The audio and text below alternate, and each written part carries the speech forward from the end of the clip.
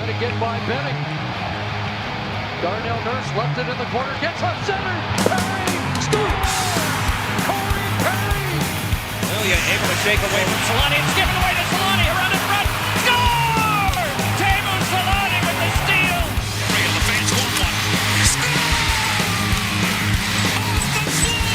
Off the board! Paul Kariya! One. So, like, inside the elevator for my apartment, there's, like, this little, like, message board thing where they, like, just put up, like, they basically just, like, print out little flyers and put them there so everybody sees them. Yeah. And, like, I've been meaning to bring this up for, like, 2 months because it's insane to me. But on one of them a couple of months ago, it said, please don't leave trash outside in the hallway. And I can only imagine the level of grade A asshole who thinks our apartment building has hall trash pickup. Like, there's a chute at the end of the hall that links to every floor. It's just a little chute. You just walk, 50 feet, depending on where you live. No more than 100 feet at all. And you just drop it off, and you go back, and you're done. But apparently, multiple people, and enough people have frequently enough been leaving it in the hallway, like someone's going to come get it, that they felt the need to address it in a building-wide poster. And I've never been more ashamed of the people in my building than that. I love it. I love that people thought it would be a great thing to do in an apartment building is to leave trash in the hallway. The thing is, like, you put it there, you've moved it out of your apartment because it smells bad and it's smelling up your apartment, so you're like, I'll move it to the hallway. Like, I don't, like, we don't live in the the fucking Waldorf Astoria. Like, what do you think is happening here? Like, and what's worse is, like, because, like, I know the guys who do, like, maintenance and stuff and, like, the vacuuming, like, during the day, because, like, they vacuum the halls every day because it's all indoors.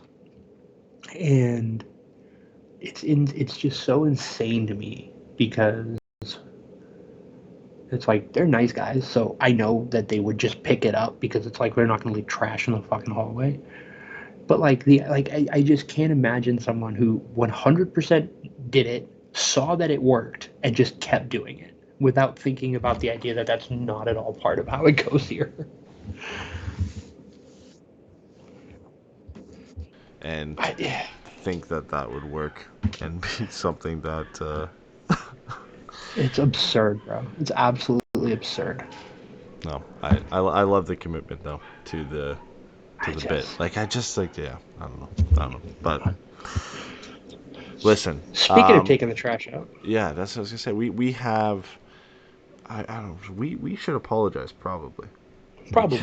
Because the first podcast we did, and no, and I'm not saying we should apologize because we haven't done a show in 2 weeks. I'm saying we should apologize because we had our predictions after the Ducks started the season 1-4, that they looked well. Okay, to be fair, we did say they played better than 1-4, and they played some tough teams and they looked good.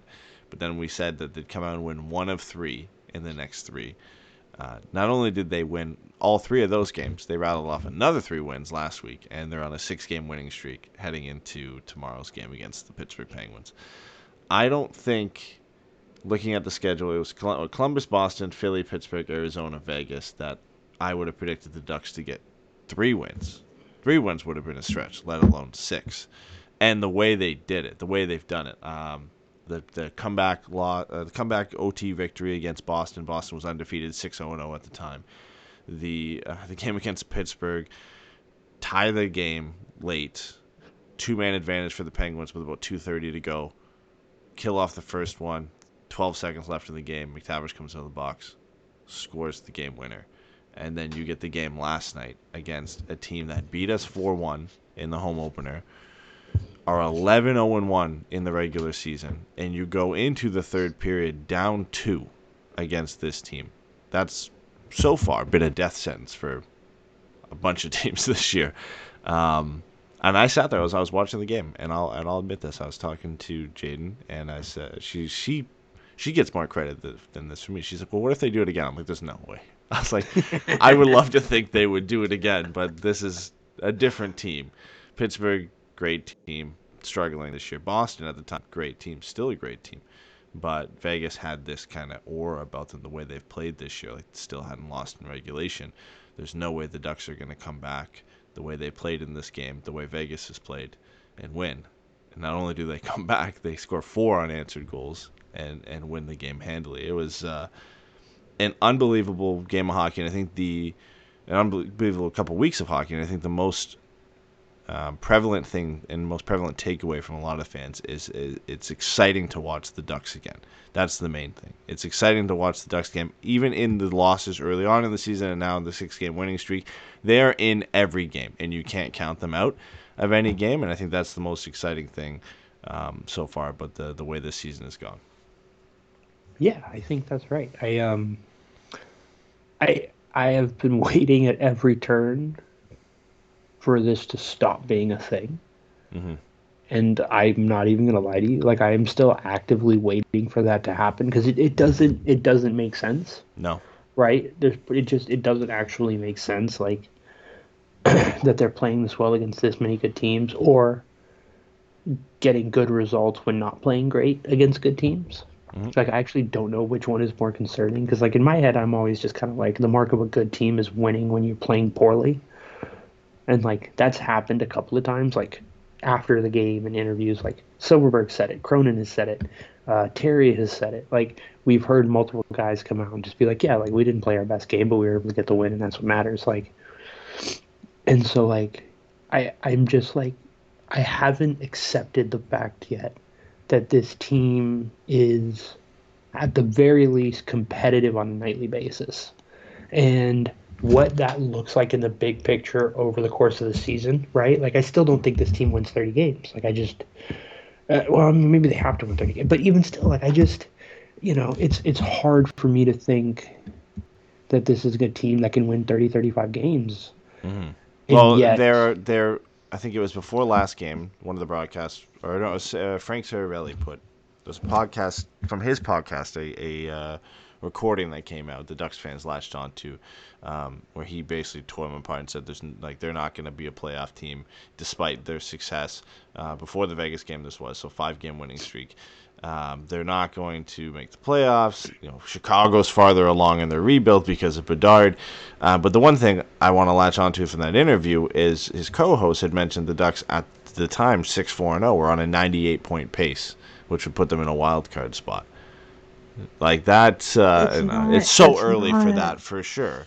But I think it's hard to say that they could sustain that, but it's not something we thought we'd be talking about, right? Like we firmly expected the Ducks to be somewhere around, maybe not as bad, but around San Jose Shark territory right now, right? 0-10-1, somewhere maybe with 2 or 3 wins after the first 11 games. Certainly not 7 wins and on a 6-game winning streak. Yeah, no, not at all. They have exactly as many wins as the Kings, who were at the top of the division in the eyes of a lot of people around the league, and justifiably so.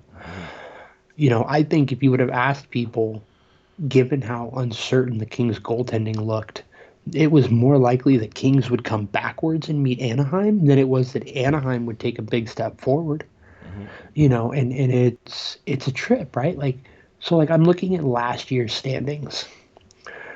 There were 1, 2, 3, 4, 5, 6, 7 teams last year that didn't have 35 wins.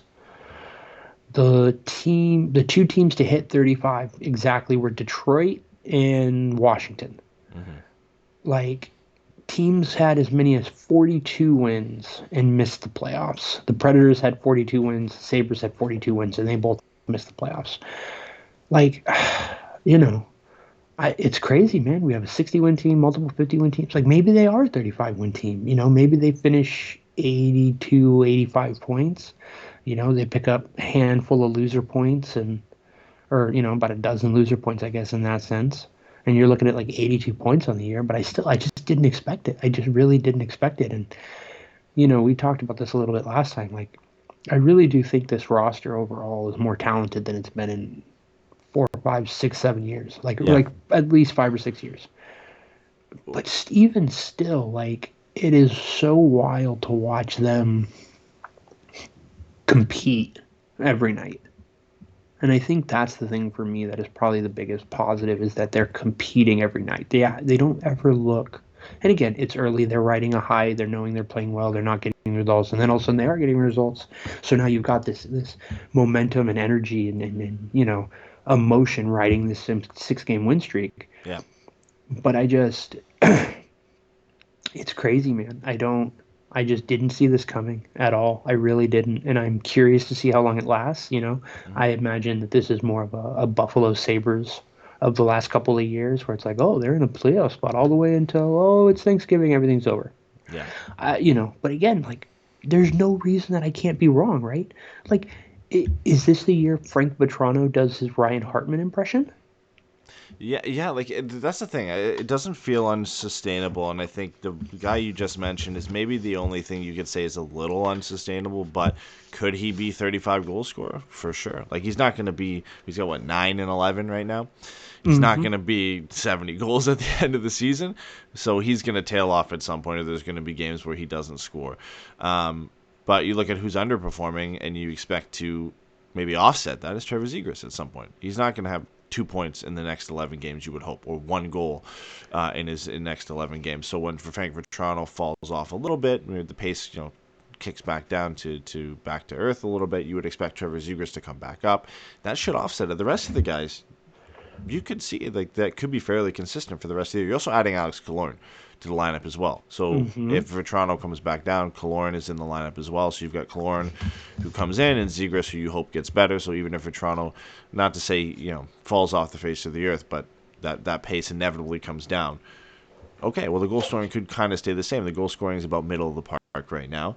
McTavish looks like this is what he's going to be for the rest of the year. He doesn't look like he has any signs of slowing down. That's line with him, Strome, and Vetrano. Looks like that could be sustainable for the rest of the year. Troy Terry has started to get going over the last couple weeks here. Was it 7 points, I think? Yeah, 7 points, 3 goals in his last 6 games across this 2-week stretch here. So he looks like he's getting going now too. Leo Carlsson is here nor there. He did play all 3 games last week, which was a little bit surprising.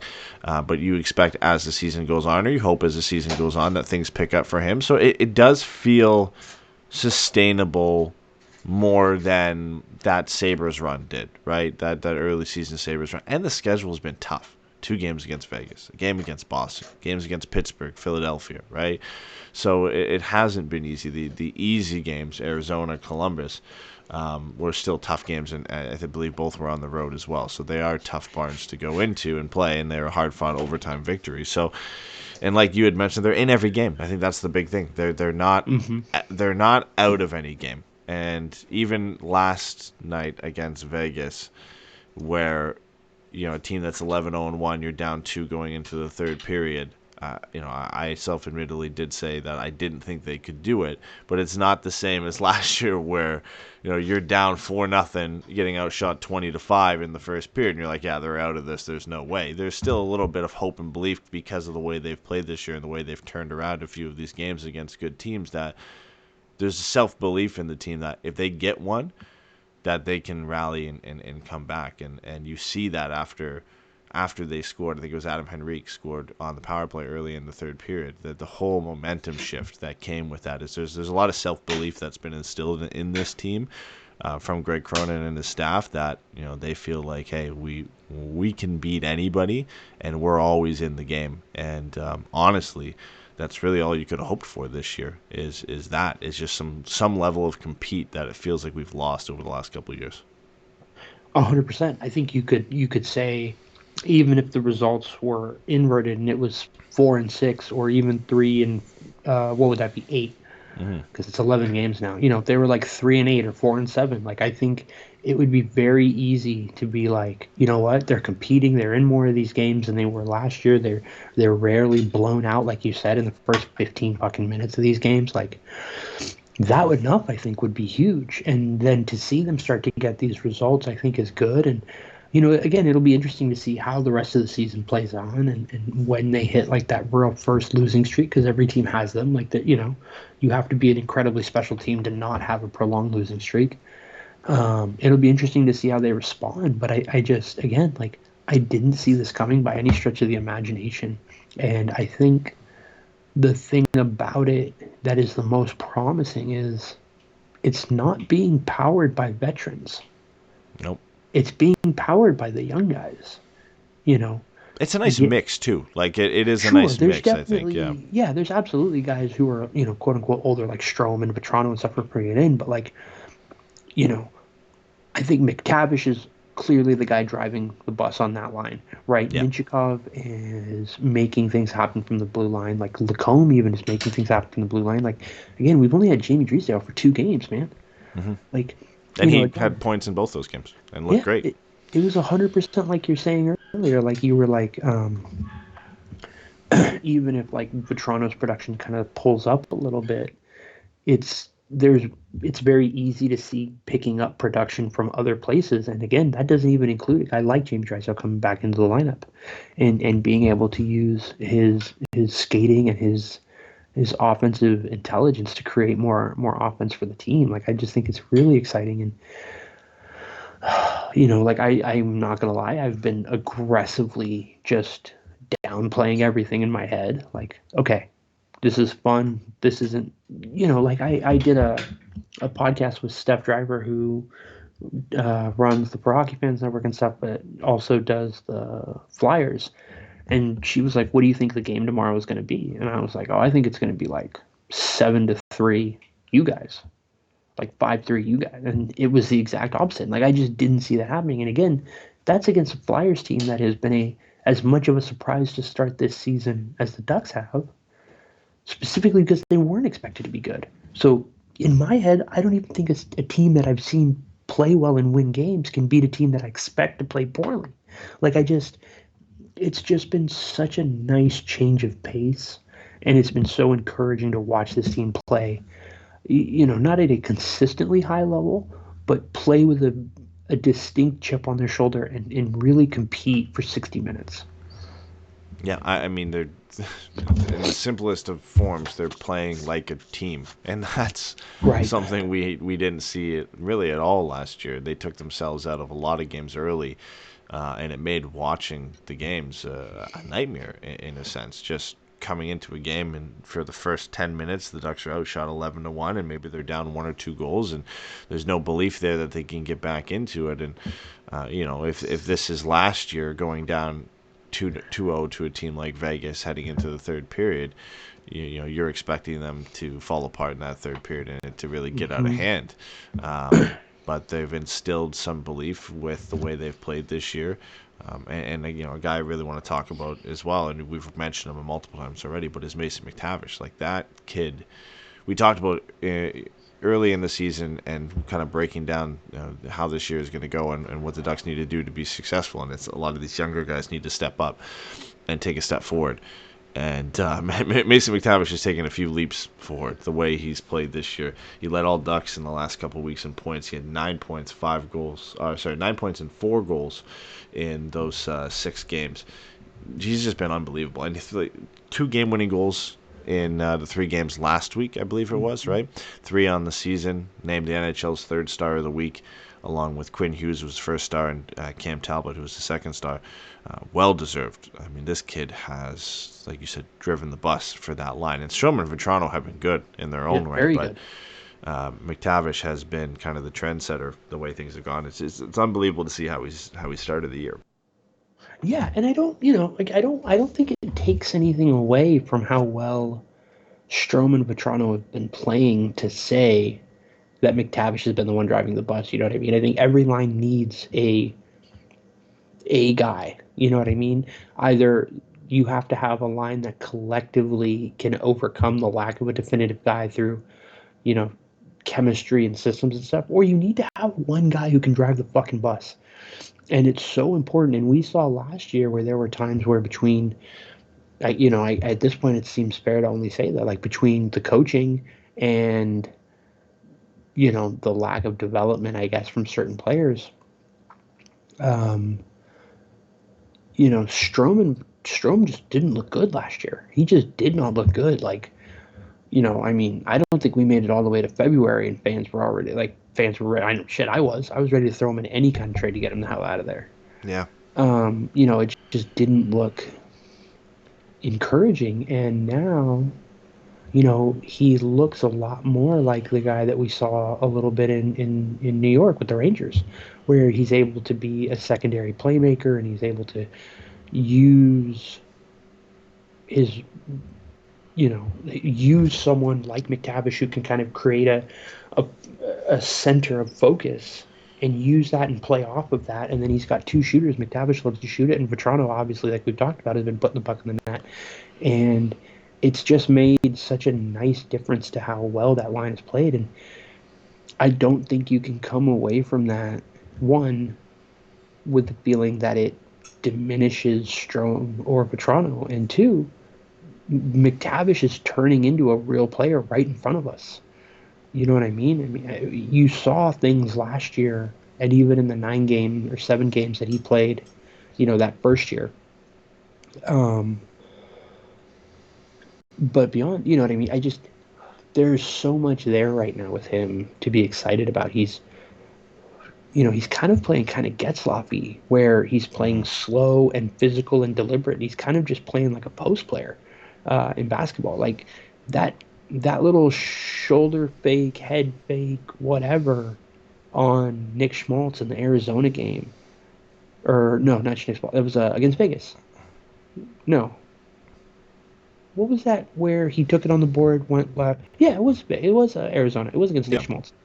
That's right. Okay, I'm getting in my own head. It's too many highlights. Yeah, exactly. First time for everything.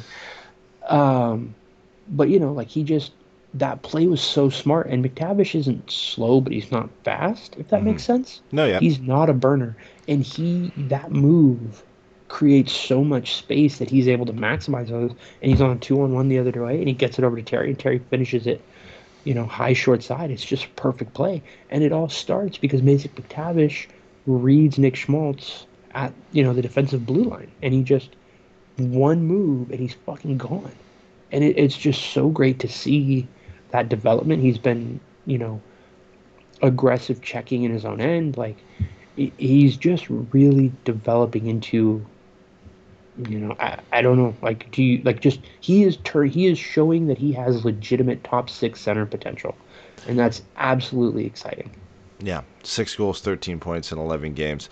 The crazy thing too is, and I'm trying to say this in the nicest, non-offending way possible to any other players on the team, and even to not diminish what McTavish has done. He hasn't been given the opportunities as much as some other guys, in a sense, right? He has put on a line to center a line with 2 veteran wingers on the second line. He's put on the second power play unit, but he's come out and he's taken advantage of all opportunities that he's gotten, and he's taken steps forward in pretty much all areas of the game. Defensively, he's looked great. Obviously, the goal scoring, the points, they're there. Just big plays, like again the game-winning goals, the game-winning goal against Pittsburgh, the shorthanded breakaway goal, the assist to Terry in overtime against Arizona, and then obviously the game-winning goal in the third goal against Vegas last night. Like the big plays are there. I think they mentioned on the broadcast he's 54% on draws this year, and he's leading the Ducks in face-off percentage this year, which is. I mean, there's not too many guys you're leading there. You're leading Adam Henrique, which is still impressive, and then Leo Carlson, who's a rookie in his first season. But big steps forward in that area for Mason McTavish. There really aren't any areas he hasn't improved or started well in to start the year this year, and he's looking like a real contender to finish in that 70 to 80 point range if he continues to go the way he's going and stays healthy for the rest of the year. And one of the things the Ducks really needed to get going early to have success was chemistry on these lines. How many times last year do we see just guys get juggled around and thrown in different areas and trying to get something, make something happen?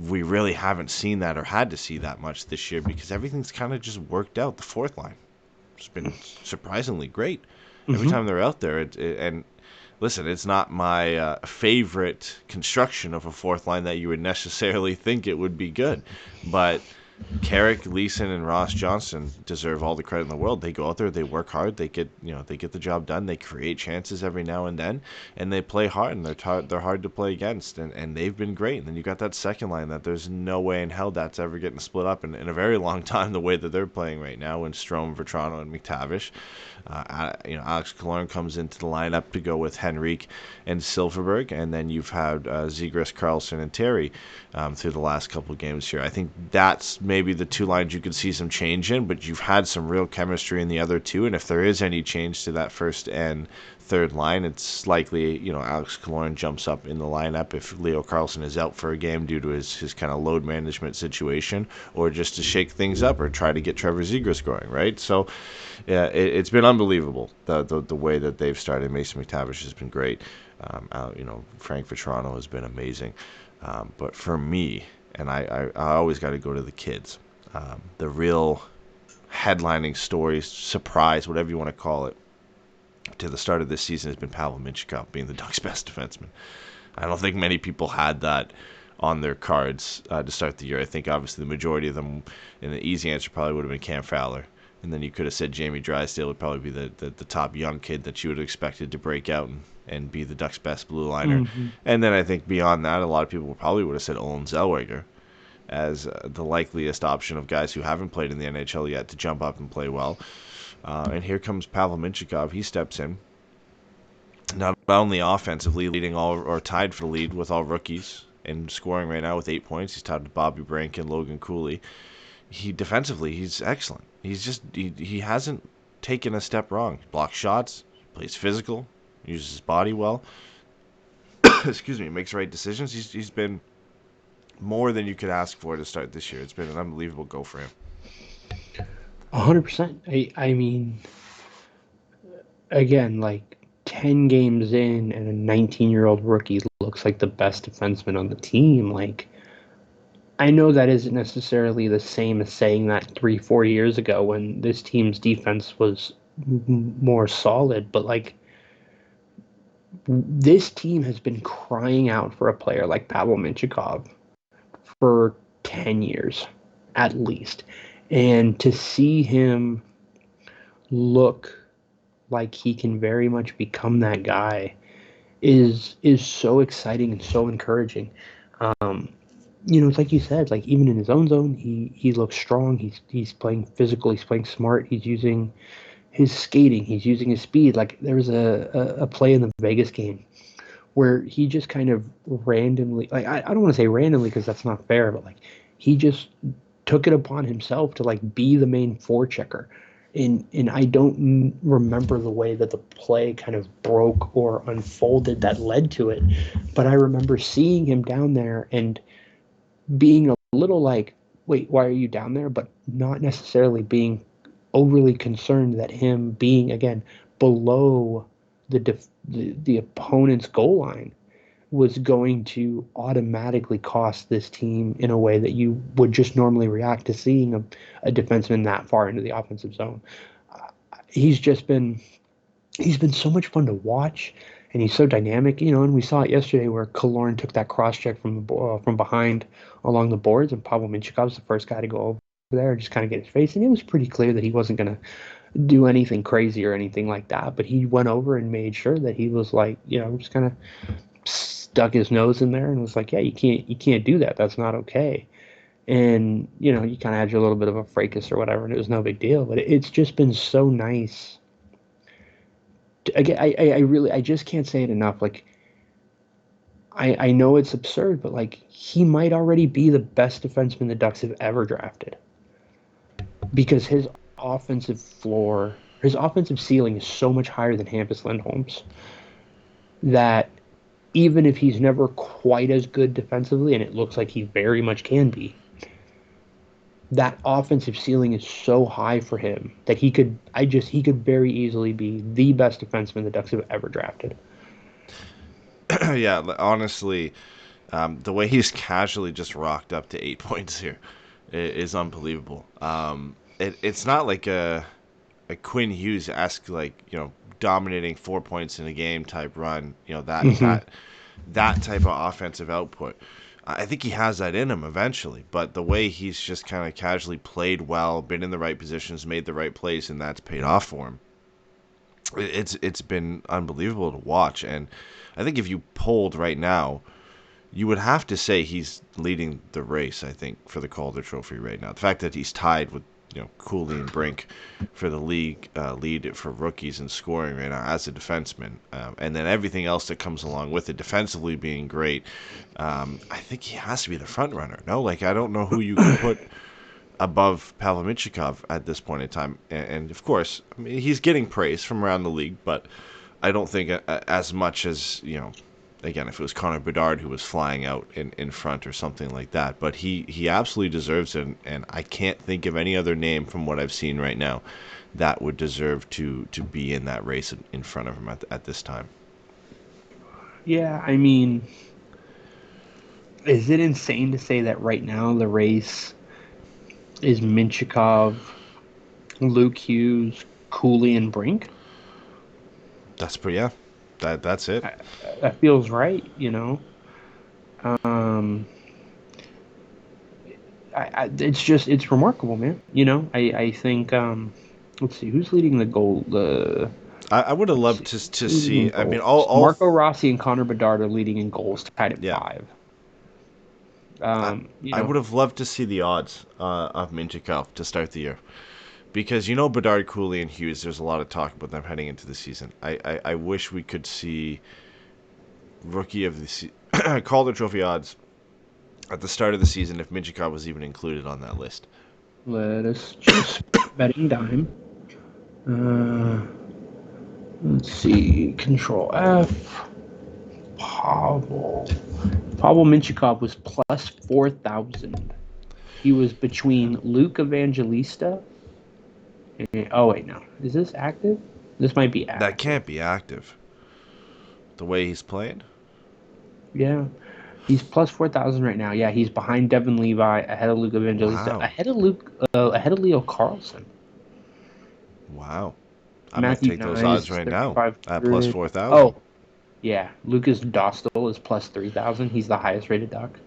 He's 1, 2, 3. He's 6th on the odds. It's Bedard, then Cooley, then Hughes, then Fantilli, then Brink, then Dostal. To start the year, Mintyukov could have been like plus 10,000 or something just ridiculous at that point, right? Like just outside shot odds based on maybe even just his draft position at that point. Yeah, no, again, like, it's just so exciting, man. It's just The two best players in the Ducks right now are kids, McTavish and Mintyukov. I mean, you could say the three best players, and I think John Gibson's played well, but Lucas Dostal, I think when he's been in the net, the results show he's been the better goaltender. So at each position, the best player for the Ducks, two of them are rookies, and one of them is a kid heading into his second season in Mason McTavish. Like that, at this point in the rebuild, that's what you want to see. Right, that you want to see these kids get going. You've got Troy Terry, obviously, now a veteran presence that we're looking for continued production from him after signing the long-term contract. He's going at this point. So, again, the only maybe disappointment you can look to so far is the lack of points for Trevor Zegras.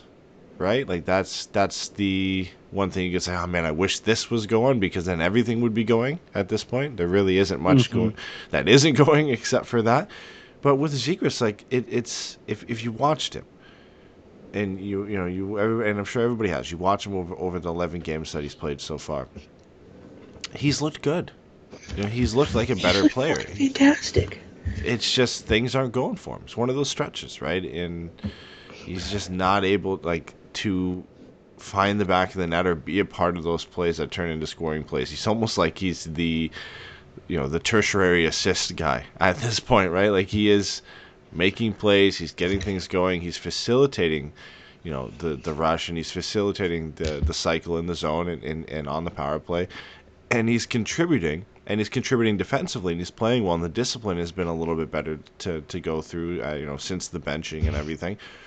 But the points aren't coming. But he just seems like a guy that once they start going in, they're going to start going in a lot, right? It just seems like one of those situations with Trevor Zegras where it's not for a lack of trying. And No, it just not at all. feels like, the old Timo Solani ketchup bottle thing, that eventually the points are just going to start pouring out for him. Yeah, I mean, look, he's clearly making a concerted effort to prove to this coaching staff that he's taking the defensive side of it all very seriously.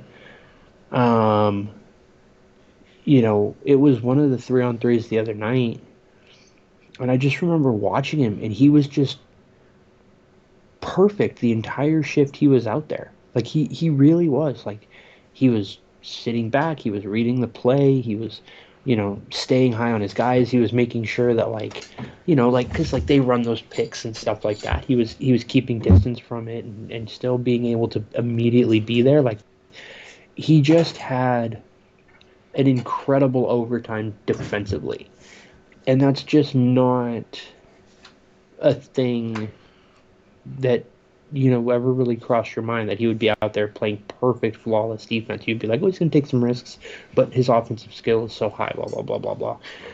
And he just looks so committed to it. And, it'll be rewarding, I think, for him when he does go out there and have a multi-goal, multi-point game, and he can have one of those big nights. But until then, it doesn't look like the lack of production has affected him in any way. We heard some things from Greg Cronin, I think, today and then a couple days ago. It sounds like they're having a good dialogue. Like the conversation is open between them, and they both kind of understand what's going on. And Cronin seems to have all the faith in the world that Trevor Zegras is going to start producing. And that's all you can ask for, because offense is to whatever extent fleeting. Like it's really hard to be a point per game guy. And even if you are a point per game guy, you don't score a point in every game. That's just not how that works. You have multi-point games. So once it hits, it's going to hit big. There's just too much skill. There's too much creativity. And again, like the opportunity for him to take that defensive acumen and use that to free himself up. And he's going to start getting maybe more interceptions higher in the zone. That's going to allow him to go on breakaways and stuff like that. And yeah, dude, if Trevor Zegras starts to get breakaways, 2-3 every couple of games, he's going to start putting points in. Like it's not going to last. And to see that his effort hasn't waned and his commitment to playing hard and aggressively hasn't waned, it's been great.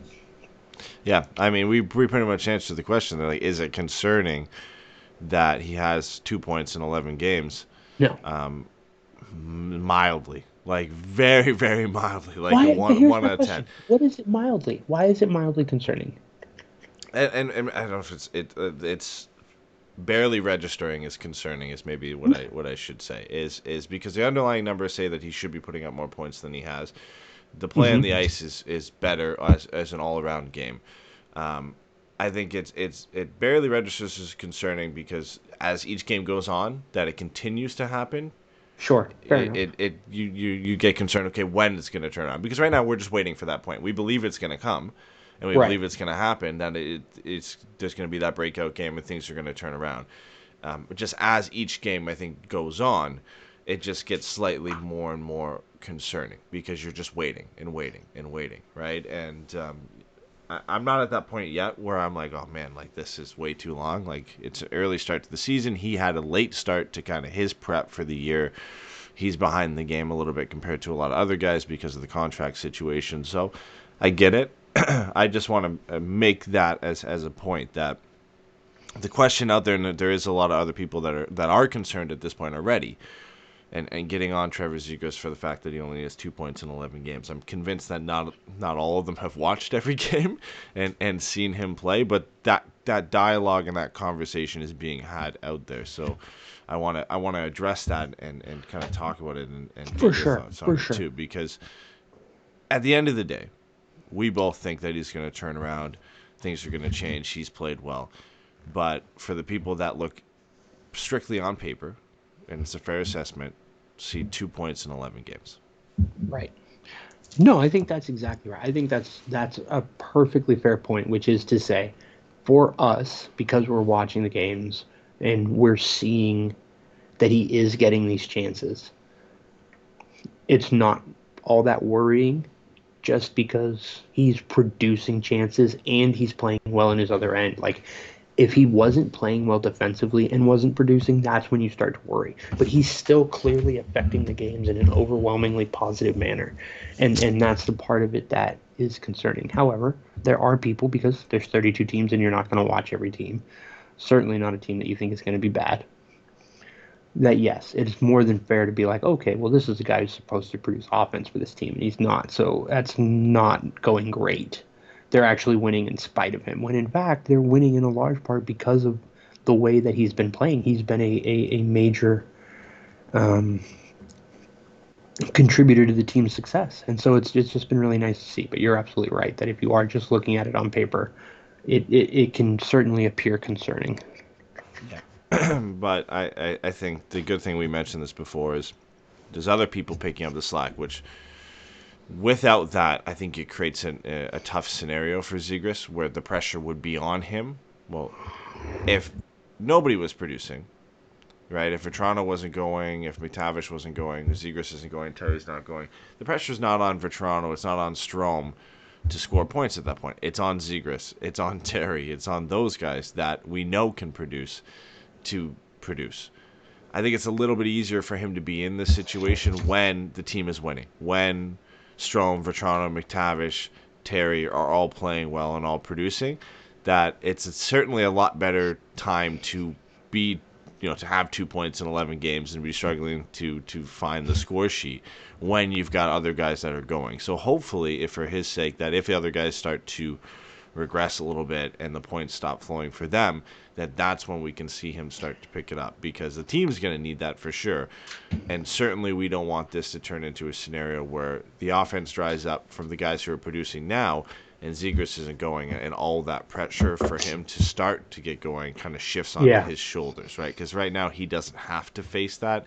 It's more of just a conversation we're having about, is it concerning? Because the team is winning and other people are scoring. But when they're not, I think that conversation turns a little bit more toxic, a little bit darker, in the sense that now we're really concerned, and now it's hurting the team because one of the team's best producers still isn't producing. So hopefully we don't get to that point, but I think that is something that just kind of looms in the background, right? And we hope we don't get to that point, because that's a tough situation for any player to be in, yet let alone a young player having that much pressure, and things are continuing not to go well. Yeah, absolutely. And to that point, I'm looking at NHL.com right now for the rookie leaders and stuff. Lucas Dostal is second in goals against average, second in save percentage, and first in wins. Where are you at on this Ducks goaltending? How do you see this? And what do you think the short-term and long-term outlook is for the Ducks net? Yeah, it's been great to start the year. There's been some games here or there that have been tough. Gibby's had a couple tough games. Dostal's had a few tough games here or there as well. Ultimately, I think he's had the better start over John Gibson. More so, Gibby's had one or two just really not great games that have affected his numbers individually. But I think it's in a great spot. I think it is in a great spot. The defense is a little bit better, or maybe not. A little bit's maybe not fair. It is better in front of the goaltenders this year, so they have a lot more to work with. The additions of Lyubushkin and Gudis, and then Lacombe coming in playing well, and the way Mintyukov is playing. Like, you've got 4 new faces there to go along with Cam Fowler and I guess Vakanainen now, and then Drysdale when he comes back. And Drysdale's even technically a new face coming into this year after missing the majority of last year. Vakanainen's a new face. He missed almost all of last year. Yeah, so it's a completely revamped blue line in front of these guys, and it's worked for the most part to start this year. So that has a lot of the impact on the success of the goaltenders. And then just, Lucas Dostal has been insanely impressive to start this year. We had conversations about when's he going to take the starting job? Is he going to take Gibby going out the door? Is it too early to hand him the starting job? Is it too early to hand him a split? Is he just going to get back-to-backs? Well, I mean, he's certainly got a lot more than that, and they've been really a true split to start the year the way they played. I know the Ducks had 2 or 3 back-to-backs already to start the season, but man, it certainly has been impressive. Gibby had a nice rebound game last night against Vegas, which was good for him. But Lucas Dostal, I think, is obviously the future for the Ducks, right? And if he continues to play this well, it makes it a lot easier to move on from John Gibson when Lucas Dostal is this much further in the development maybe than a lot of people expected him to be. We talk about Mintyukov being in the Calder conversation. Lucas Dostal is in there as well. Like you said, the odds have him as the favorite among Ducks players right now to win the Calder Trophy. He has been just as good, I think, as Joseph Woll, who is the guy who is above him, or tied for I think he's above him now because he got the win tonight against Tampa in a relief performance for the Leafs. So he's got 6 wins now and leading in goals against average and save percentage. But I would give maybe a little more credit to Lucas Dostal just being in a tougher situation than Joseph Woll is in Toronto. So I give him the edge there, and I think he's been exceptional. I mentioned earlier in the show, the 3 positions that the Ducks have, forward, defense, and goaltender, the best players for them have been either rookies in Dostal and Mintyukov, or a player, young players in the first couple of years of their career in Mason McTavish, and that speaks volumes to the drafting of this team, the development of the players that they have in their system, and the steps forward that these guys have taken heading into this new season. So it makes it a lot of fun to watch because you get all these new faces coming in, and not only are they coming in, they're coming in and making a massive impact right off the bat, and that's honestly all you can hope for. Yeah, 100%. Do you think by the end of the year, Dostal starts more games than Gibby based on how the early part of the season has gone? I think it's possible. I don't think that comes if John Gibson is healthy for the rest of the year. I think it's just hard to not start him unless he's really not playing well. And we know John Gibson, like, he will always put in an effort, and he's always going to have these really good games every now and then. So it's just going to offset the numbers, I think. So I think with a healthy John Gibson, we probably don't see Dostal outstarting Gibson. But I think certainly with the success he's had, the split can be a little bit more even earlier than we thought it would be, right? We expected Dostal to get a majority of those extra starts later on in the season as the season's winding down when the Ducks were inevitably out of the playoffs. Well, all of a sudden, this is kind of a new picture we're looking at. And there might be situations where they lean on him a bit more because he's playing so well. And because John Gibson has already been, had an injury scare a couple times to start this season. So I think it ultimately evens out to a pretty close to even split, like maybe like a 50 games to 30 games type split if they're healthy for the entire season, even maybe a little bit even closer, like a 45 type situation for John Gibson. But Lucas Dostal has the talent to earn it, man. He has the talent to take the job, and a lot of it just depends on, again, Gibby's health and his individual play for this year, because I think Dostal is definitely here to stay. There's absolutely no chance I think he gets sent down the way he's played. No, not at all. He's You secured. can't do that. Yeah, he secured his job on the NHL roster very early, and now it's just about pushing for that starter job. And I think that's great for both of them. We didn't expect this competition, and I think that's great for Gibby to get some legitimate competition behind him now. A young guy that can push for the starter job and keep him on his toes for the rest of the year, rather than getting shelled for 50 on a nightly basis. It's not going to quite be that, and he's got a guy that's back there that can take his job, and we've seen that competition is great for any player in any position. So I'm excited to see how it goes, man. I love seeing Dosty in there for any start that he gets. He just looks cool, calm, collected. Doesn't get phased, doesn't get rattled, and I think that helps. Having a veteran guy like John Gibson in front of him who has that kind of same demeanor. It's a great guy to learn off of, and man, the future is certainly bright in Anaheim when you've got these two guys performing as well as they are. Yeah, this team, I keep coming back to this team is playing so much better than I would have expected. Mm-hmm. And because of that, I don't know what to do with what we're seeing in all of the different ways, right? Because, like, part of me is like, oh, Silverberg's looked pretty good. That's something to monitor as we get closer to the deadline. Yeah. Henrique looked really good. Something to monitor as we get closer to the deadline. Oh, John Gibson, all these rumors and stuff.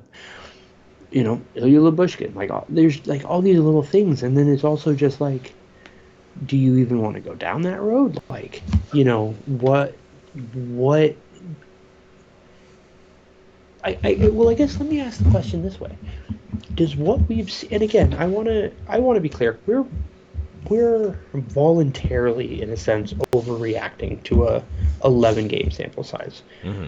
20 games, 25 games. When we hit those marks, this could all look and feel very different. But for now, we have 11 games that shows this team being competitive on a nightly basis and somehow winning more games than not.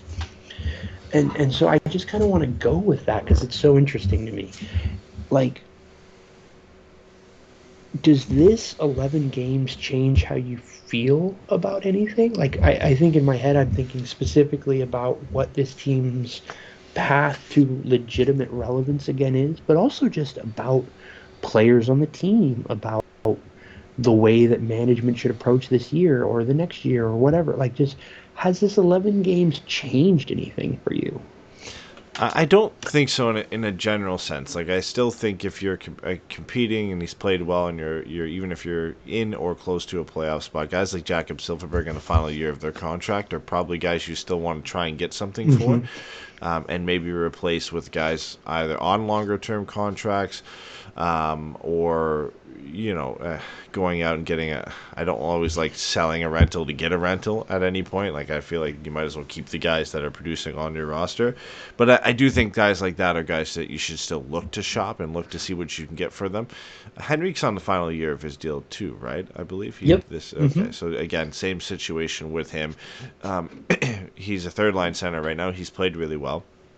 But I think there's other guys in the roster that can step into that role. I mean, Isaac Lindstrom still has to come back at some point this year, right, as well. So Bo Gru has played well. That if you can get assets for him, I think, no matter how well you're playing, at some point you got to explore that. Now, I mean, listen, if the Ducks are well above into a playoff spot in the top 5 in the conference, which that would be amazing at that point. I don't think anybody expects that. Maybe then you have to revise it, and that's what you said. Like, once we get to the 25-30 game mark of this season, we'll have a better idea of if plans will change at that point. If the Ducks are,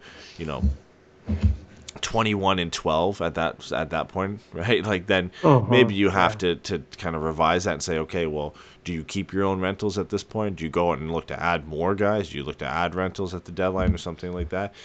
But for me, no, plans haven't changed. I think rental guys, you still got to look at moving out. And then, guys like John Gibson, because you've got Lucas Dostal playing so well, if you get a good offer that you can't refuse, I think that's still a guy you look to move. Beyond that, I think the rest of the guys are here to stay, right? Unless you're looking to make a big swing and you have to move a contract out the door. We love to theorize trades, and Ken Johnson's name has come up in rumors, and we theoretically threw Ryan Strome's hat into the ring as a guy that could go back to Columbus. But those types of situations, I bring in key either young players or impactful players, is where you could see maybe the guys on longer term contracts potentially go out the door. And I still think that's something you have to explore if you think it's going to make the team better in the future, and not, if they're in a playoff spot, completely pull away from their ability to compete this year. Like, if you're in a playoff spot, you're not moving Ryan Strome for draft picks, right? Or for prospects who are 2 or 3 years out of making the NHL. You're still trying to bring guys back if you have to. You're either moving him to bring in a better player as a part of a package deal, or trying to bring in pieces that you think can make this team better. So I think that, in a sense, is maybe the only thing that's changed for me, is the way you maybe approach that trade is you're not necessarily looking to get futures back or all futures back. You might be still looking to bring pieces back that can keep you competitive and make that push for the playoffs if they're still in that spot. Yeah, and one of the reasons that I ask is, the fourth period had a report about the Caps are still trying to move Anthony Mantha, who's in the last year of his deal at a pretty major cap hit. I think he makes almost 5.5. And in there is a little side note or a throwaway line almost, I guess is a better way to say it, but that the Ducks are willing to take on contracts if a valuable asset is attached. And that is so, I guess I would say that is so antithetical to what you would think maybe a front office looking at this start would do. But it's really encouraging to me because it still feels like, Verbeek has a plan and is more than happy, sticking to that plan and just kind of letting things go as they're going to go. And I think that's good. I think Lyubushkin, I think Silverberg are guys you can let walk in free agency. I think if Rico continues to play well, he'll get you more than those either of those guys would. And at that point, you would be, I think, doing the team a disservice by not trading him away. You can always go back out and sign him in the offseason if you're that committed to having him around for the long term. But and again, I also want to be clear, trading these guys for picks and prospects now isn't about having picks and prospects in 5 years. It also helps this summer when you have more things to get creative with, right? Like having more picks means you can trade more picks away. You know what I mean? Having these prospects means you can trade these guys away and maybe go out and get, again, because it's kind of the name du jour, we've seen William Nylander's name out there a little bit as well, as far as someone, Ducks fans would like to go see Anaheim go get. Well, stockpiling picks and prospects is a great way to keep your hat in that particular ring. Because as teams move through the year, they're going to be moving away from players and pieces because they're not going to be able to wait. The more picks and prospects for the longer that you have, the more aggressive you can be down the line. And so, it's not a complete, well, this is fake and we shouldn't buy into it move to say trading these guys for futures is a bad thing inherently. Yeah, and it's just, again, I don't know, man. I feel like so silly right now because I kind of keep coming back to the thing, but I think the thing for me with this is just this feels so improbable that I'm waiting for the bubble to pop. Yep. And if it doesn't, I don't know what that means. Yeah, it's hard. We touched on multiple times before the season started. Is the team is in a really weird spot in that things could just be as bad as last year, but if guys take steps forward, or if veterans get back to, if Strome gets back to what we thought he could produce at, and if Vetrano plays well, if Henrique plays well, if Silverberg plays well, that what could this team be? But the one thing I think I remember saying was that's a lot of ifs, right? That's a lot of ifs. That's a lot of ifs, ands, buts for this to really happen. And pretty much all of it has happened, right? Like most of these guys have taken steps forward, produced. We've already mentioned it. Zegras is maybe the only guy, and that's probably the most unexpected one of all of them to not be producing at this point. So it's really uncharted territory because I don't think any of us expected the Ducks to be in this position and be playing this well and to have all these guys playing well and producing. So it's really hard to say what they are because our expectations were so much lower. I think that's why we're sitting here saying, well, this is going to end at some point, right? Bubble's got to pop at some point. But when you look at the games, they haven't been lucky. They've been in all of them. They've played well. They've competed hard. So in the back of your mind, you sit there and say, well, what if it's not? What if it's not going to come to an end? Or what if the bubble isn't going to pop? And this is just what they are. They're just a hard, competitive team that, on a talent basis, isn't going to score enough goals to win them 40 to 50 games, but they've got enough compete, they've got enough talent that they can be in the mix, win some tight games, and get to that 35 win mark and be a team that could fight for a wild card playoff spot. I don't think that's as far as a stretch as it would have seemed at the start of the year. I know we're only 11 games in. Talk to me 20, 25 games into the season, so 9 to 15 games from now, and we'll see if that's the same, if I'm singing the same tune at that point. But looking at this team, the way they are now, where they are at 11 games into the season, it feels like that is a potential possibility for them because of the way they're playing and the way guys have stepped forward this year. And it seems like there's some consistency that can be drawn out from there. That this isn't just a flash in the pan hot streak from them, that they can continue to do this as the season rolls on. And the one key thing we drew on, that if guys who are maybe overperforming a little bit that you expect to regress, do regress, that there are guys who are underperforming that can level out that line and that they can keep this same level throughout the season and have a couple highs here and a couple lows there, but they're going to keep steady pretty much throughout the rest of the year. There's some signs that could be the case, and that in itself is exciting because it's beyond what we expected to happen for this year. Yeah, I mean, I think if you said the next 10 years of Ducks hockey is built around Leo and Mason and Terry and Zegras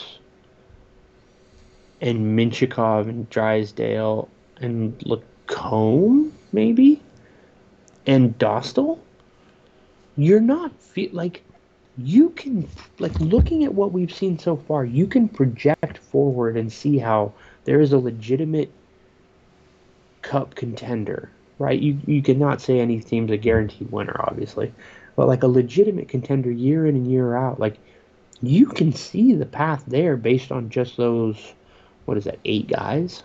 Yeah. That's pretty remarkable. And, I think that's the thing, with Carlson and Mintyukov is, if they are these guys, I would be scared. Again, Mintyukov looks like a number 1 defenseman. Leo Carlson looks like a number 1 center. Mason McTavish is playing like a number 1 center right now. You know what I mean? That doesn't account for Terry. That doesn't account for Zegras. That doesn't account for Zellweger or Luneau or even guys like Hines and Warren who play a different style but are going to be meaningful, contributors to this team going forward.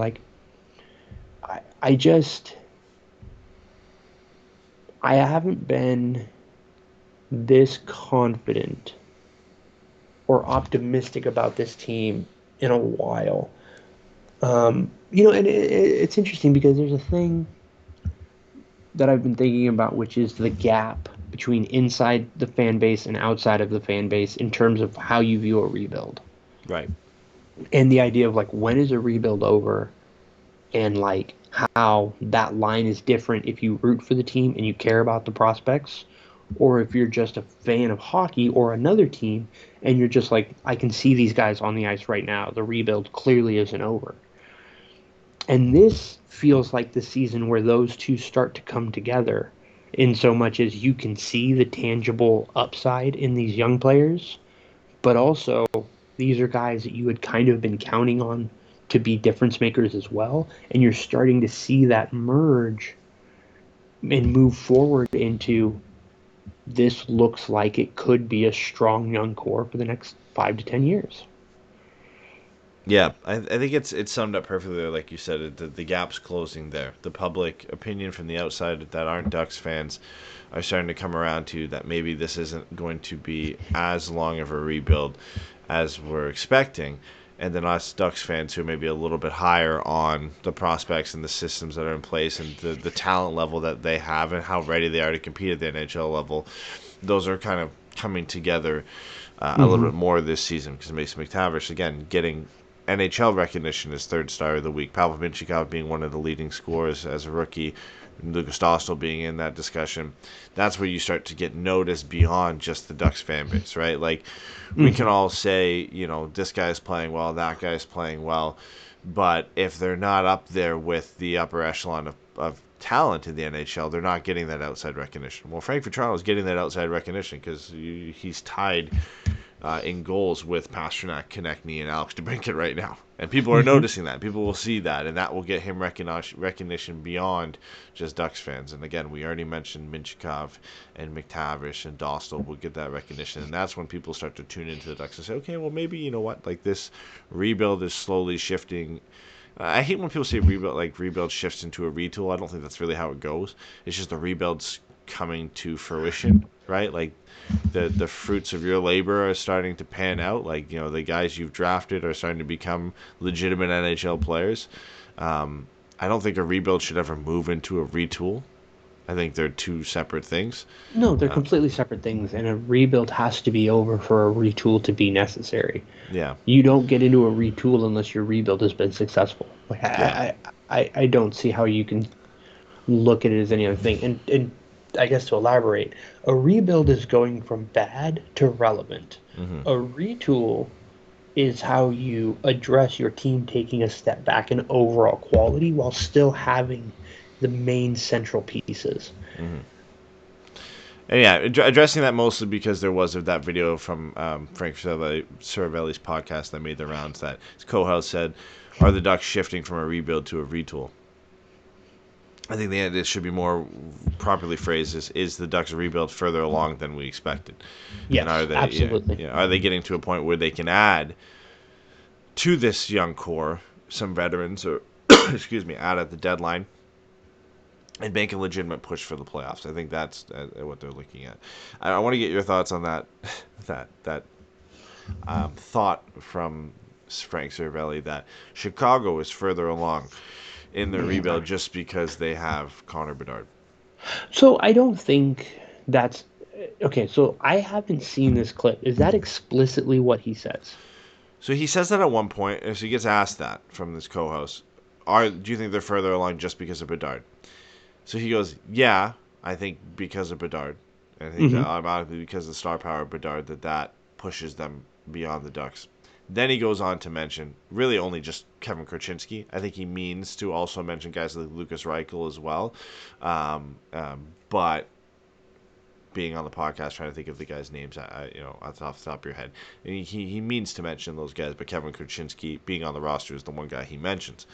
So it is the sum of the guys that they have that are playing well, and Bedard and Korchinski and Reichel, and I know there's a couple other rookies that are on that team as well. They've still got Moore and Nazar, who are guys who are on their way. Yeah, I mean, look, I think Frank Saravelli sucks. Like, I just think he sucks. I think he's full of shit most of the time. And I'm just not really much of a fan of his. I think there's a better way to phrase it. I think it's lazy. And as the head of the PHWA, like, I don't feel like you should be aggressively lazy like that. Listen, I'm here for that argument if it's done properly. Here's the question, right? Here's my question.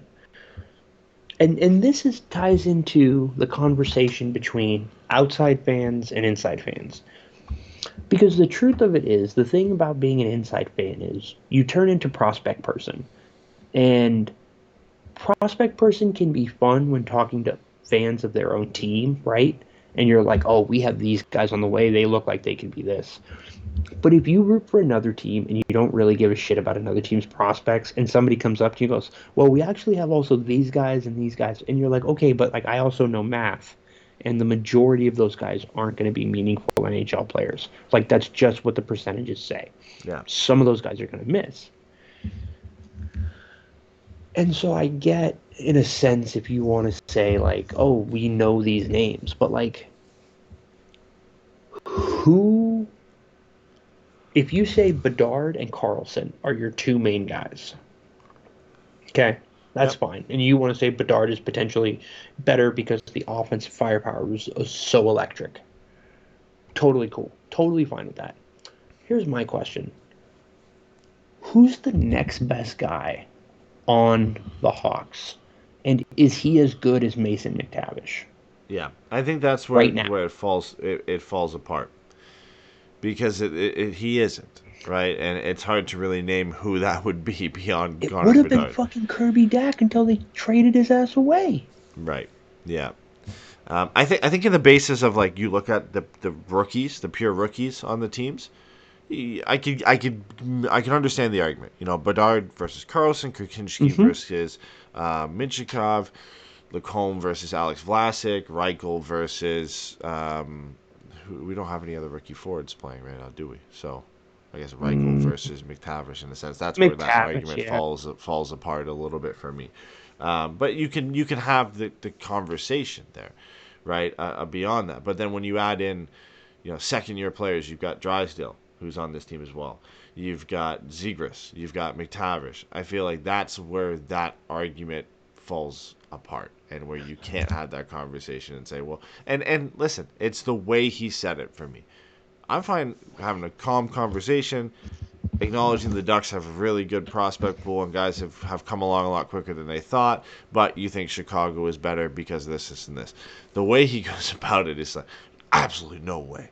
No, the Ducks aren't. They're not a playoff team. They're going to finish with 70 points. There's no way. Like, they're not the real deal, and just proceeds to tear apart the Ducks, who have been impressive this year, and at the time we're 6-4-0 on a 5-game winning streak. Just to completely tear them apart like that, and go and say a team like Chicago is miles ahead because they have Connor Bedard, and they haven't really looked that great this year. That was, I think, the one issue I had with it. Just again, you shouldn't be doing that when you're the head of the PWHA, but just completely tearing apart a team for whatever reason, and a team that's playing well and should getting noteworthy coverage for the way they are playing. Yeah, and I don't think he has to kiss our ass or anything like that, right? No. But I think, like, let me say this. When Elite Prospects put out their prospect pool rankings, and they say, you know, this is before a single NHL game has been played by the most recent draft class, and they say the Hawks are first and the Ducks are second. And it's because of Connor Bedard and Oliver Moore, right, all that stuff. That's fine. I don't mind that, because that's a potential future thing. Yeah. And Bedard alone's potential future is so high. Mm-hmm. But comparing a prospect pool and like a rebuild are different to me, in so much as a rebuild requires some proof of concept. It doesn't, like... The Hawks don't have any, because the young players they have on their team, other than Lucas Reichel, are rookies this year. This is their first season of NHL action, and Lucas Reichel was good last year, but he wasn't. I mean, look at Montreal, right? Like, I mean, where you have Slafkovsky, and you're like, oh, they drafted a top-line power forward, drive offense. You're like, great. And then you watch, and he's not been great. And there's 1,000 different reasons for why that's going on. But you can't look at that and go, oh, they're farther ahead in their rebuild because they have these potential guys. No, they have a really good prospect pool that they are developing and expanding and making sure they can bring in as many of these guys as they can, because we know most of them don't hit. That's the part of this for me where I kind of lose it with Saravalli, because it's about the differentiation between the raw potential and the tangible evidence. Yeah. And there just isn't the tangible evidence. And again, I'm so fucking high on guys that are on the Blackhawks. I love Oliver Moore. I love Frank Nazar. Like, these are guys I have a ton of fucking time for. Yep. I loved Kevin Kurchinski. I wanted the Ducks to take him if he was there, but they haven't done it yet. It's not about those guys. It's exactly right. It's not about what we think those guys could be. It's that to say that the Hawks are farther along in their rebuild simply because they have Bedard, or because those other guys might be better. Like, it's just juvenile to me. It's just silly. Well, yeah, we've seen it time and time again. We thought Perreault would be in the NHL at this point, but he hasn't got that point. There's no reason you could say that can't happen to Frank Nazar. It can't happen to Moore, right? Like, there's every chance in the world that it just doesn't pan out for them. It happens time and time again. that it doesn't get there. But meanwhile, the Ducks have guys that are young, that they have drafted, that are producing at the NHL level, in McTavish, in Zegras, in Lacombe, in Mintyukov, in Lucas Dostal, right? Like, at multiple positions, you've got them producing at the NHL level. And, Zellweger falls into the same conversation as Nazar and Moore, for me. Mm-hmm. And he's great. He's a great prospect. I love the hell out of him, but he hasn't done it yet, right? He hasn't Kerry got there Cairns, yet. dude. Kerry Cairns has been on a heater so far. Mm-hmm. It doesn't mean anything for the Ducks yet. Yeah. And again, that is not to diminish what these guys are, the way that they're performing at the levels that they're at. It is simply to say, it's that classic, like, you can't count your hit, blah, blah, blah, blah, blah. Don't count your chickens before they hatch. Yeah. It's exactly that. It's if you want to say that the potential is such, like, sure, but I don't think you can frame it as a rebuild thing in that way. Yeah, the rebuild needle doesn't move until a guy either starts producing at the NHL level or completely flames out and is basically moved on from the team, right? Yeah. That's when the rebuild needle moves, is when you've got a full assessment of what this guy is, or they've taken enough tangible steps forward to be like, okay, he was here and now he's moved to here. Right, so and that's what you can say so far with McTavish, and that's what you can say so far with Mintyukov, and obviously there's more games to go at this point. But that's where you say, okay, the Ducks have moved their rebuild needle up a little bit. The Blackhawks, I would argue, have moved it back from. If you take the rebuild needle where it was when they drafted Bedard in the hype of what he could do this year, and he's been good. 5 goals, 7 points through the I think 10 or 11 games the Blackhawks have played. But I would say, based on expectations, the rebuild needle for Chicago has moved backwards a little bit because people expected Connor Bedard, maybe unfairly, to be a 90 to 100 point player this year, to come in the NHL and immediately do that. So he's been very good. But I would argue in that case that the needle has moved a little bit backwards because Kevin Kuczynski hasn't torn it up by any means. He's been good, but he hasn't torn it up. Vlasic has been okay. Reichel's been okay. But the really only standout rookie is the guy that should be standing out is Connor Bedard. So, and he's not standing out the way everybody expected. So, long story short, with that whole conversation, it is a little bit of slandering on the Ducks for no reason, or it felt like that a little bit.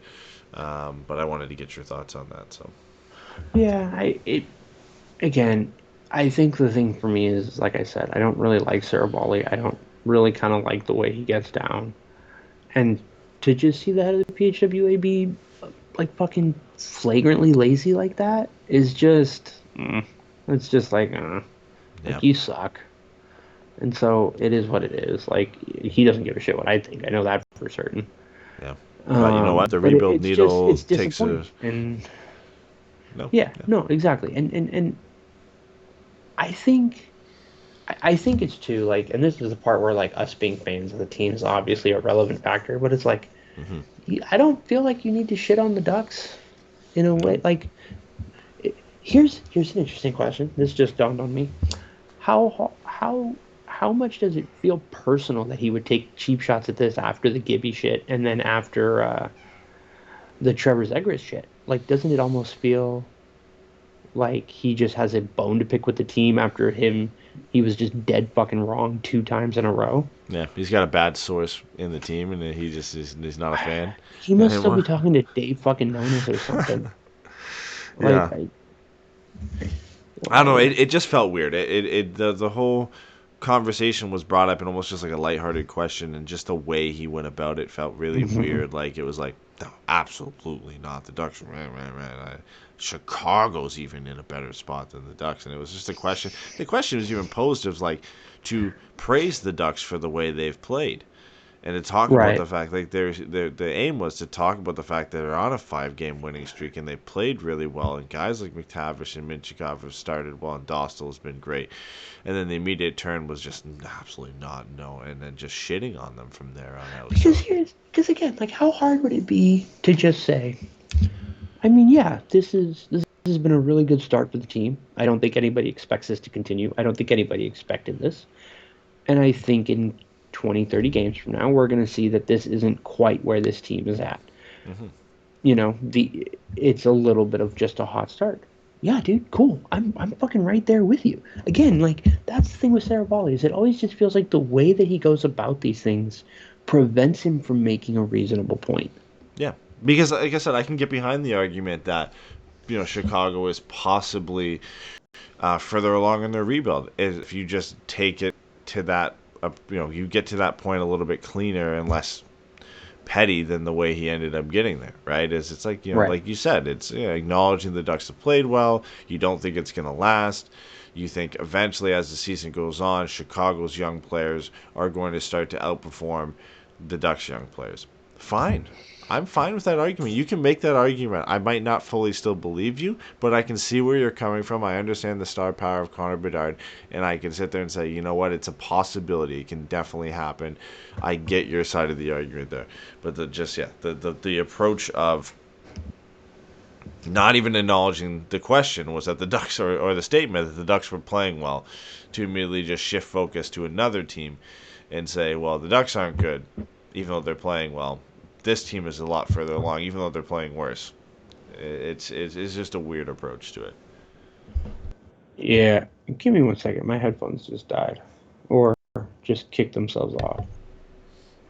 Gotta love it. 1 second.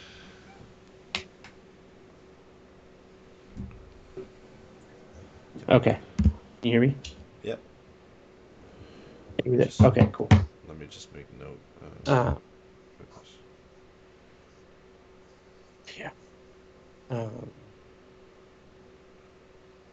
So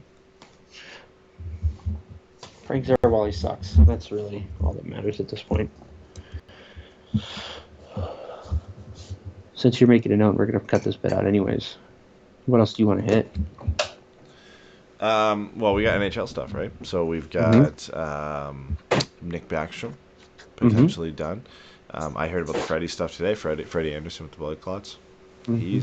Is he done, or it's just uncertain? It's like the Silverberg No, they situation, expect him to be able to return. Okay. They expect him to be able to make a full return.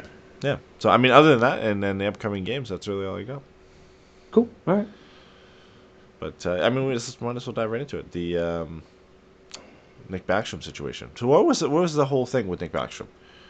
So Nick Backstrom had the same procedure that Ryan Kessler had. He had a hip resurfacing procedure. Yeah. I believe either last off season or early last year. Came back in the middle of last season, played some games with the Capitals, and then came into camp. And 8-9 games in, it just kind of seemed to become apparent that he needed more time away. Yeah. And so, they basically said he's taking an indefinite leave to figure out what's best for him. You think he's done? I do think he's done. I thought he was done last year. I thought the fact that he was even in the season this year was pretty remarkable. I just look, man, I don't know how you play professional hockey without a hip. I'm not even trying to be funny. No. Like,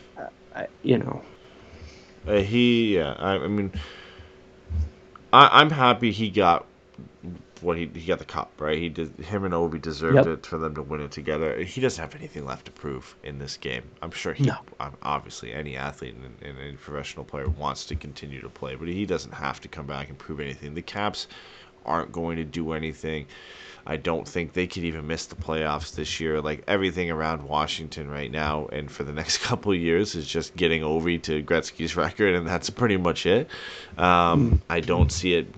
They're a team that's going to move into probably a lengthy rebuild because they don't have a lot of prospects. They've been obviously all in on the Ovi Backstrom train for a very long time. So he deserves it. To step away, make sure he's healthy. But yeah, I don't see him.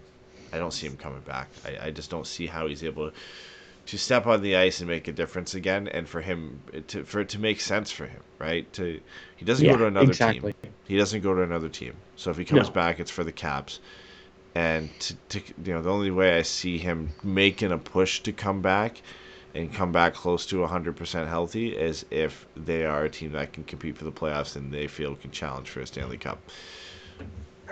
Maybe. I don't know, man. I don't. Maybe. And that's only if he feels like he can play. A plan there. But they They don't look like they can do that. They don't look like they're able to get that done. They just don't have enough pieces anymore to make it work. Yeah, it's a bummer, man. He's a fun player to watch. Like you said, it's so great that he was able to get his cup. I mean, listen to this, dude. 55, 66, 68, 47 and 77, 30 and 42, 40 and 48, 61, 60, 50, 63, 50, 52, 42, 38, 25, 14, 1. That is his assists his entire career. Yeah. 1 assist in 8 games. Like, I get that team is struggling, but him struggling and that team struggling are not so easily separated. He's obviously an incredibly important part of that team. His franchise is going to hang his number up. Like, it's all a given at this point. And at this point, it's just whatever's best for him. I think he's probably pretty close to a guaranteed Hall of Famer. Like, I don't think he'll get in first ballot, but I definitely think he'll get in. He was part of one of the most fun duos in hockey for a long time with him and Ovechkin. He's done everything. The only thing he didn't win was win an individual award. But he's, one of the best playmakers in the league his entire career.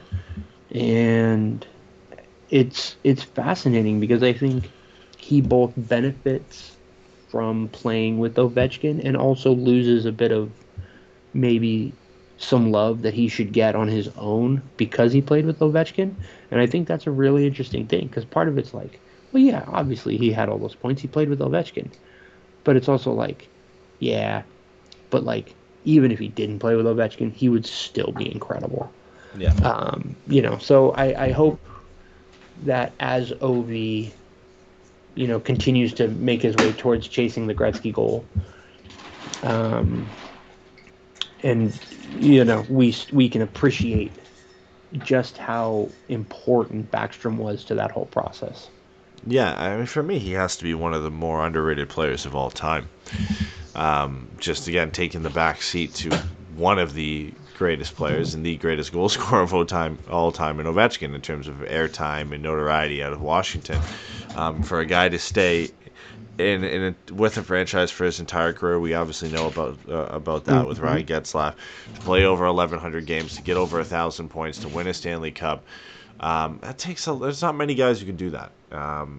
There's not many guys who are in that same club as Nick Backstrom. So I agree with you. He might not be a first ballot guy, but he's a guy that gets into the Hall of Fame. He's an absolute legend, an all-time legend for the Washington Capitals. He's a guy that I think beyond Ovi, he could be the second best player they've ever had, second greatest player they've ever had in terms of longevity, the amount of time he played there, what he meant, and what he did for that franchise. He's easily a guy that I think you can put in that conversation as number 2 behind Ovi, and then arguably the duo of the 2000s. Those guys, just what they're able to put together. One of the most fun duos, one of the most recognizable duos out there. Of true definition of a duo, of guys who played on the same line and played together. I know, obviously, Malkin and Crosby, a duo, but not a traditional duo in the sense of the word, of guys who played together. So, end of kind of a dying era of duos there with Backstrom and Ovi. But I wish him the best, man. One of my favorites when he was at his best. So I hope he makes the right decision for himself, and then the Caps honor him in the best way they possibly can. Retiring as club legend. So if he's done right now, he finishes 1 assist back of Chris Chelios on the all-time assist list. What 7 rank is that? 44th. In case you were curious, Anze Kopitar is 47, and Getzlaf is 51. Mm-hmm. Yeah, and if we're saying he's a first ballot Hall of Famer, then he's not a first ballot Hall of Famer. I'm not saying that. That's for damn. We've heard people say that. So that's the thing. So yeah, but Ryan Getzlaf is not a first ballot Hall of Famer. Yeah, no, I'm in My the favorite same player of boat all as time. you. I'm not knocking, but he's not a first ballot Hall of Famer. But he's in the same. Backstrom and Getzlaf are in the same boat. Wherever and however they end up, and whenever they end up getting in, they're in the same boat in Yeah. terms of odds and chances and when they get in, whether it be first time, second time, third time around. That's more than likely.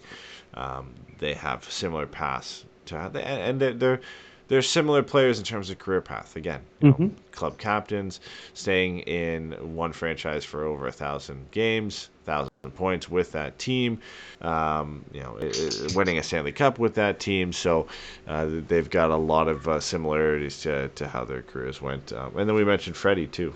Tough go for Freddie to be down. Yep.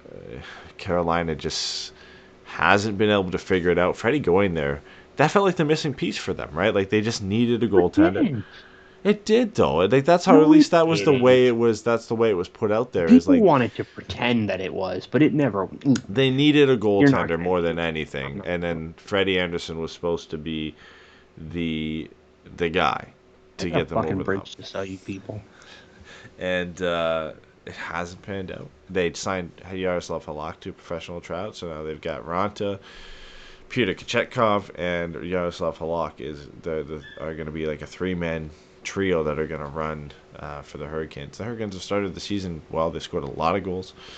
They've been okay defensively, but as much as, listen, Freddie's not the same goaltender he was, I still think of the four, he's the best goaltender on that team. So 100%. they're gonna miss him. They're gonna miss him. Freddie Anderson is still a top 15 starter. He's proven that he is a very consistent and effective goaltender for the long run over the regular season. The problem with Freddie, as it was when he was in Anaheim, as it was when he was in Toronto, and as it still is when he's in Carolina, he can't steal you a game. Yeah. And Or at least on a consistent enough basis, right? So look, let me say this, because I haven't even said this part, and this is the most important part. I sincerely hope that Freddie Anderson is able to get healthy, that they are able to get him on whatever medication that they need to get him on to get his blood clot problem fixed, and hopefully he's able to return to the ice and have the rest of whatever career he wants. Utmost importance beyond anything. To the extent of where does he fit in the larger conversation about what he means to Carolina? Yes, he is a guy that allows them to get through the regular season with a team that doesn't necessarily produce as much goals as you would think they do for a team that has Sebastian Aho and Evgeny Svechnikov. So, hopefully the team is able to kind of adapt a little and change and become a little bit more offensively dangerous without such a strong, solid goaltender in net for the regular season. But, I think, again, like, I don't think Freddie makes or breaks them as Stanley Cup contenders. yeah, I think that's fair. I think you could go out and get a goalie who's maybe not quite as good, but has that isn't quite as consistent. Like, here, let me ask you this: what's the difference between Freddie Anderson and Darcy Kemper? Yeah, it's hard to draw any major differences between them, right? In terms of good goaltenders, definitely good starters in the NHL. A lack of consistency over a long period of time to say they're a top 10 netminder, but they are good enough on a night-to-night basis to say that they are a top, a no doubt top 15 netminder in the league, in the upper echelon of starters. But yeah, they're just kind of lacking that something to make them, among the elite, right? Among the Vasilevskis, Shesterkins, Ottingers, guys like that. Like, here again, this is kind of a ridiculous example, but let's say they find out Freddie isn't returning this season. If they traded for Linus Ullmark, do they become one of the 4 favorites in the East? I just don't know, man. I don't know about Allmark and Swayman outside of Boston.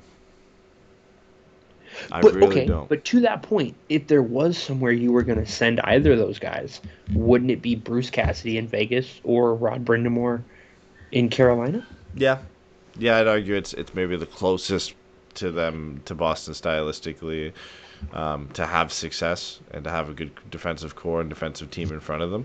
So I would say I have more faith in Allmark and Swayman doing well in either Vegas or Carolina, rather than any other teams. But I don't know, man. There's just for the track record of Allmark before this, Buffalo was an impossible place to play. So it's hard to say and judge him on that. But even Swayman, again, he's only come up through Boston and had those good Boston teams in front of him. So it's hard to say if Carolina would be better, worse for wear. I think they'd be better in a sense. Like Allmark is better than Ranta. He's better than Kochetkov. He's better than Halak. So yes, they are better in that sense. But are they better off, significantly better off than when they had Freddie?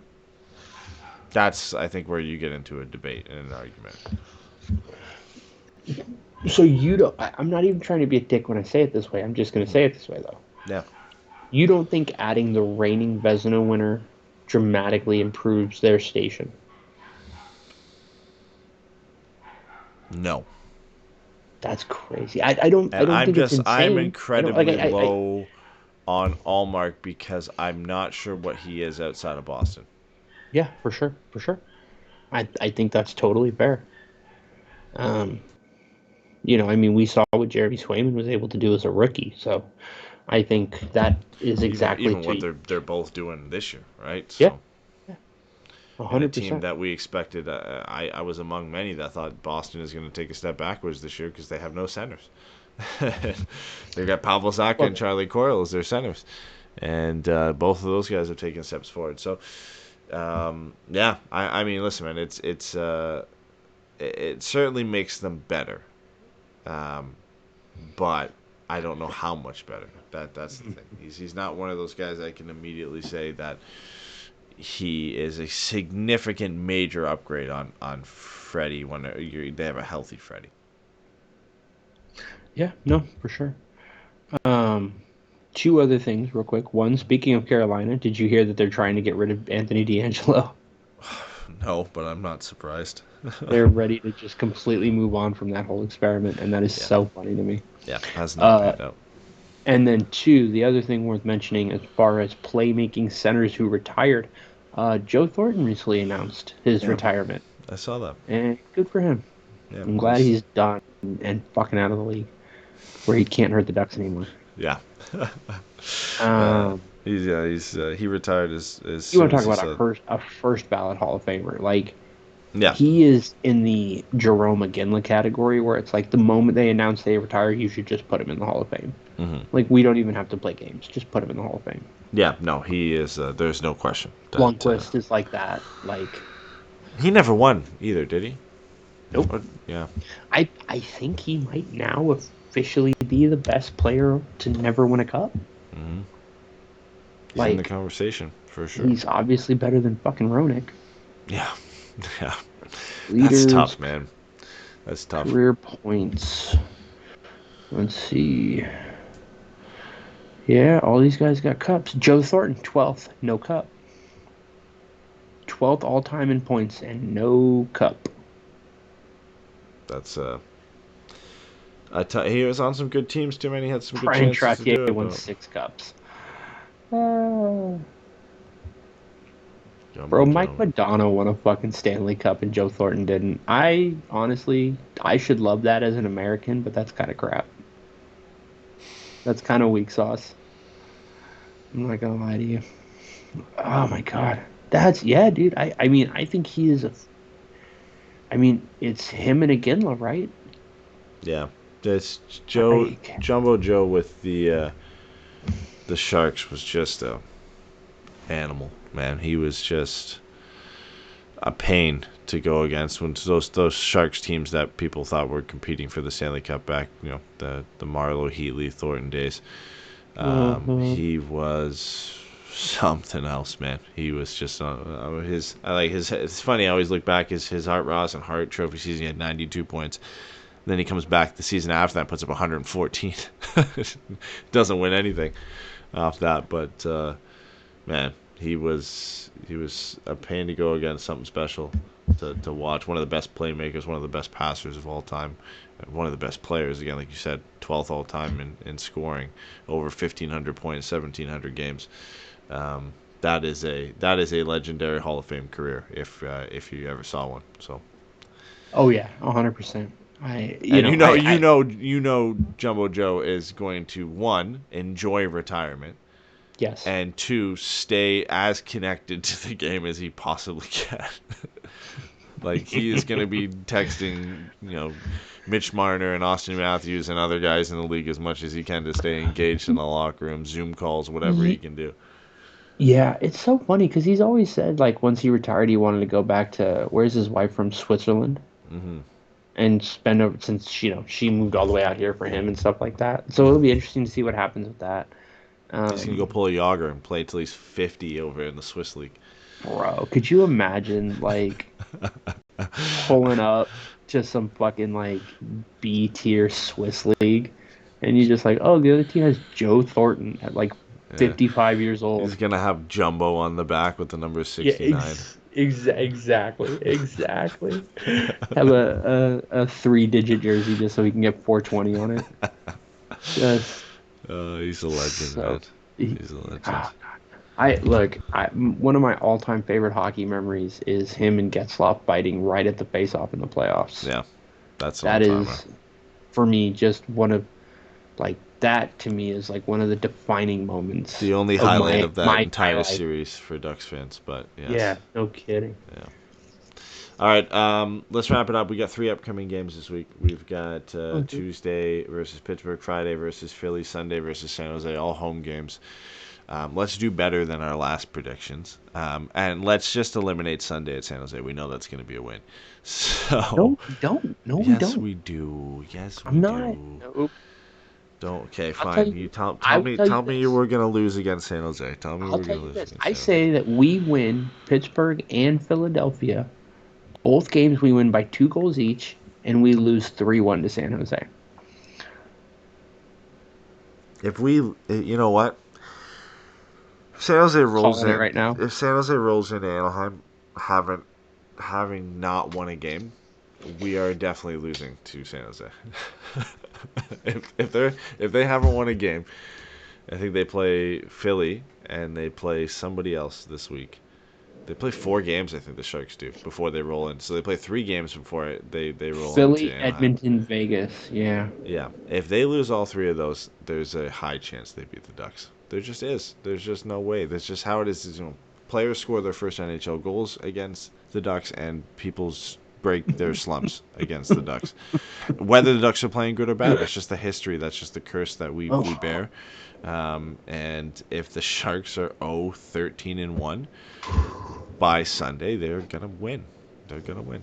But I'm not putting my stock on it. I'm just saying that's likely gonna happen. I think we win 2 of 3, and it's an OT loss against either Pittsburgh or Philly. I honestly, all jokes aside, I would not be surprised if we went 1-2 in this week, because Pittsburgh is a team that is going to be looking for a get-right game, and Philly's a feisty team, and I don't think John Tortorella's going to like that they lost that game, so he might give those guys hell. Philly, no heart, too. That's going to be interesting to see. They haven't managed it well lately, so we'll see. Interesting to see how they manage it over the week here. I think it's ultimately a loss against Pittsburgh tomorrow, wins against Philly and San Jose, and I think it's an OT loss against Pittsburgh. I just think, like you said, they're looking to rebound in a big way, and it's gonna be a tough game because it's against Pittsburgh. A little benefit that it's in Anaheim at home, so I think they're going to be able to stretch it out and bring it to OT. But I think the comeback kids, the OT victories that they have, I think one of them is going to go against them this way. Just a lot of talent on that Pittsburgh team. It takes one mistake, one misstep in overtime, and it goes their way. But good week, and let's hope we're not inverse. Last time we said they'd win 1 of 3, and they won all 6. And we're predicting 2 wins, or you're predicting 1 win. So let's hope they go out and rattle off. Okay, so rambling here, because It's 1 a.m. What are the chances they walk out of this week on a 9-game winning streak? I mean, I think you have to say they're good. What do you say about the I Ducks? Like, what do we come back here next week if they're on a 9-game winning streak? What do we say? fucking playing the parade. What are you talking about? What do we say that's not already been said? If they're on a 9-game winning streak at the end of this week, that's listen. know, man. Everybody's starting to take notice of the Ducks right now, but if you're on a 9-game winning streak, that's when everybody starts to take notice. That's something you can't that's hide. when you. A 6-game winning That's streak when you is like become the threshold, serious. right? I think once you get to 7, 8, 9, that's when everybody starts to like. It's inevitable. It's impossible not to notice it. If the Ducks are rocking into next week on a 9-game winning streak, that's where people start to. That's where the Ducks start to become the conversation on every show. Do you know what the conversation becomes if the Ducks have a 9-game winning streak? I swear to God, the conversation becomes, when does Connor McDavid ask for a trade? Yeah, Vegas that's already is still happened good. with LA Leafs is on the fans. way up. Anaheim, Vancouver, because at that point, what you just start doing is you just start going, look at all these teams in that division that are playing well, and here they are. And Yeah. Connor McDavid's got 2 years left after this one. If you were going to trade him, this summer's the one to do it. Yeah, it just becomes a passing mention of the Ducks. If the Ducks can win 9 games, what is Connor McDavid doing on a team like Edmonton? That's exactly. And then the what it conversation becomes talking about Connor McDavid and not the Ducks. Mm-hmm. Considering they just lost 6-2 to Vancouver a couple minutes ago as well. So. Oh my God! Yeah, For shame, bro. Yeah. Oh, Jay Woodcock got thrown out of that game. Did he? Oh, what'd you think of that? What'd you think of Greg Cronin getting thrown out of the game real quick? So actually, I was out and I didn't get to tune into like the moment and why he got thrown out. But so I can't speak to the play specifically. But listen, it happens, man. Like refs are a little too sensitive every now and then. They throw guys out of the game. They feel like they said something that they don't appreciate the coach saying. So it happens. Here's the thing. Look. You can't talk out the side of your neck at the refs. I want to be very clear. I have no problem with Greg Cronin getting thrown out of the game. I don't really have a problem giving him the stick to the refs if you feel like they absolutely botched the goalie interference replay. Yeah. But at the same time, if you talk to them like that, they're going to throw you out of the game. Well, the NHL, as an institution, cannot allow coaches to speak to their refs like that. No. They have to fine him. Yeah, I don't think anybody did anything to be upset about. No. Other than to say, one time, it's a great thing if this becomes a problem with Greg Cronin, and I don't think it will. I don't think it will. That's not the way that any of this seems to me. That's not the read I get on. He doesn't seem like a Berube or an Evison or even a Brindamore, who I have all the time in the world for. He doesn't seem like that. But again, they will throw you the fuck out of the game if you talk to them out of the side of your neck. Like, you just can't do that.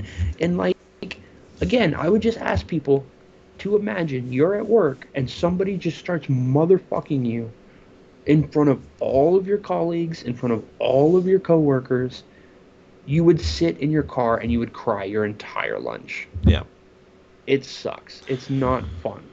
No, and we're used to it, I think, because we're fans of two sports that it happens probably the most in soccer and hockey, where the coaches get kicked off the field or kicked out of the arena for talking a certain way to the refs. So it's nothing new for us. If Greg Cronin does a Louis Van Gaal fake fall, I will die on happy. A dive. We just gotta wait for an embellishment call, and he just doesn't flop on the bench.